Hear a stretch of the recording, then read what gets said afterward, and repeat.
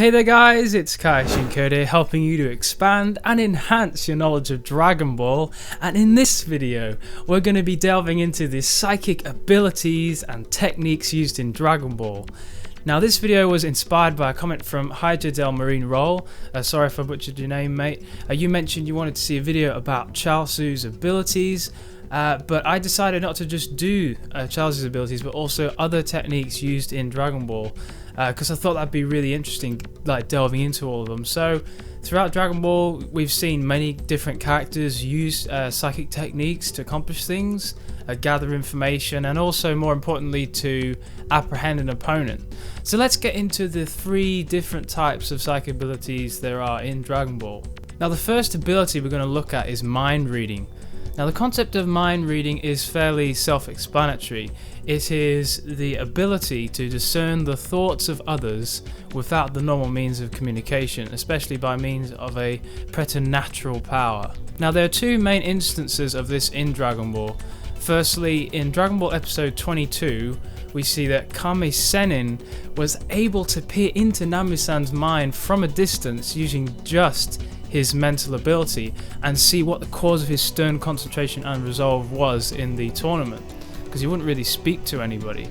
He found out that Namu's village was in a drought, as it were, and so Namu said he'd win the Tenkaichi Budokai and buy water with the 500,000 Zenny prize. The second instance was when Goku arrived to help the others on Namek in the Namek saga. This was in episode 66 of Dragon Ball Z, and he was quickly able to gain knowledge of all that had gone on before he arrived by reading Kuririn's mind. However, Goku initiated this by actually placing his hand on Kuririn's forehead rather than just by his mental effort alone. So this could suggest, I guess, that Goku wasn't as skilled as Kame Sennin in psychic abilities, but that's kind of up for debate. Now we move on to the more commonly used types of psychic techniques, which are telekinesis. Now there are two different types. Firstly, we have telekinesis, which is the supposed ability to move objects at a distance by mental power or other non-physical means. Characters would often use their thoughts and body movements to move objects. And now the second type is psychokinesis, which is the supposed ability to move objects by mental effort alone. So they are quite similar, but the psychokinesis, that uses only your brain to do it. So the first instance we see here was Goku in Dragon Ball Z episode 45, where Goku used psychokinesis to move a volume of water from a glass into the air, but then it fell on him when Chi-Chi distracted him. And also before he went to Namek, he also used psychokinesis to raise a mountain in the air through his training. Now it was stated in Daizenshuu 4 that Goku's psychic abilities come from his spiritual mental training. For example, when we see him doing meditation on his own with his eyes closed. Frieza also had advanced abilities of telekinesis, which he used to test Goku in their fight. He manipulated rocks by arm movements, and he also threw an island-sized boulder at him. He also used the imprisonment light ball, which is it's known in the Daizenshuu 7. This was an entrapping, paralyzing power within a spherical key, which Frieza fires at his opponent, and once they are captured inside the ball of ki, he knocks it towards the ground at super speed. Those hit by the attack are sent flying towards the ground, unable to move their body, and they are hit by a gigantic shockwave large enough to warp the landscape.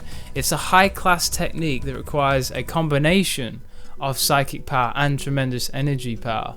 So Frieza used this telekinesis from his mind and his hands, which guided it, to bind Goku helpless. Also, in one of Frieza's most famous scenes, he used telekinesis to move and destroy Kuririn, treating him as an object himself and controlling the psychic technique by his hand movements. Now Cell, he also used telekinesis just in one moment.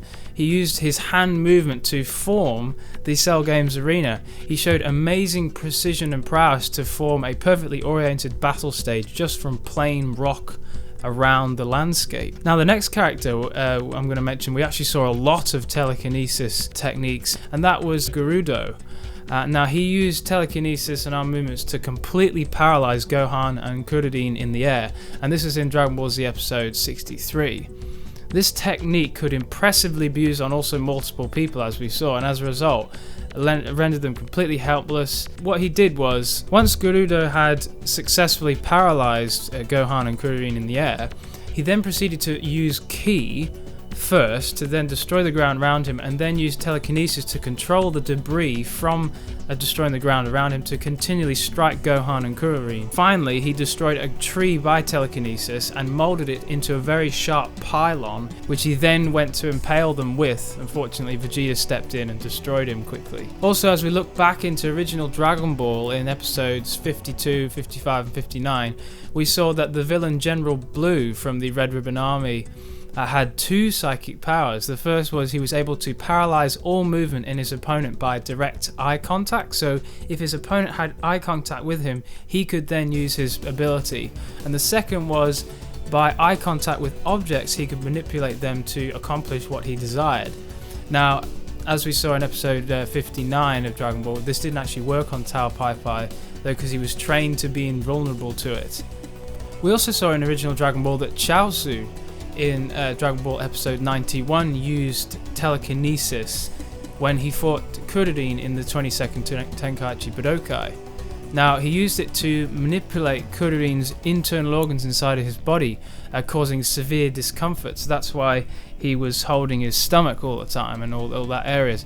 And Chaozu was able to do this from a distance with a simple hand movement, as you will recall. And lastly, in Dragon Ball Z episode 219, we saw that the Kaioshin used telekinesis to completely paralyze Super Saiyan 2 Gohan when he was about to fight Kibito. He did this by releasing a powerful telekinetic wave from his hands, which disabled Gohan's aura and locked his body out of his control. Now, the third and final psychic ability is telepathy. We see this in Dragon Ball, and it is the supposed communication of thoughts or ideas by means other than the known senses. So in Dragon Ball, there's been a few uses of this technique, such as Kaiosama the Kaioshin, the Namekians as a whole race, and also Goku and Piccolo. Now, Kaiosama frequently uses his mind to communicate with beings in the universe. He also acts as the middleman antenna in a kind of two-way telephone call between a being who holds onto him and another being somewhere else in the universe. The most famous examples are when Yamcha contacts Bulma after Namek is destroyed to inform her and Gohan about Goku, and also when Kai-sama was talking with Saichoro, the Grand Elder Guru of Namek, who was the Kami of Namek. It was at this moment also that Goku also showed telepathic ability, as he interrupted their conversation whilst he was fighting Frieza to change the planned wish to Shenlong. And as I mentioned earlier, the Namekian race as a whole all had the ability to communicate by telepathy, and Saichoro had to use it because of his severely limited mobility. There was no other way he could communicate with the rest of his race. Now guys, I don't just want to finish the video here yet. I've gone through all the techniques that I've seen in Dragon Ball as a whole, but I'd like to say something that's been on my mind for ages, and it's this. Why don't we see psychic abilities used as much in Dragon Ball anymore? It's clear that psychic techniques and abilities have been marginalized, and it's a real shame to see fights be too much about strength. I feel like psychic abilities make fights very interesting because they make it unpredictable and also villains more mysterious.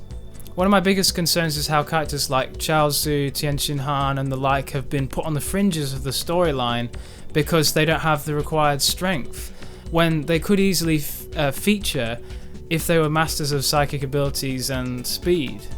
I feel especially as we go into the universe survival arc at the time of this recording, we should see fighters using such abilities in other universes, and also we know that Tien Shin Han is also going to be involved in the Universe 7 team, so I think he should be able to bring these kinds of things to the table. But these are just my thoughts, guys, on this. I'd like to hear what you think about this issue, because I think it's a big issue in some people's minds, but also in others not so major at all, really.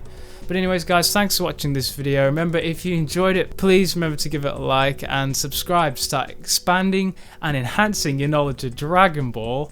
And I'll see you in the next video.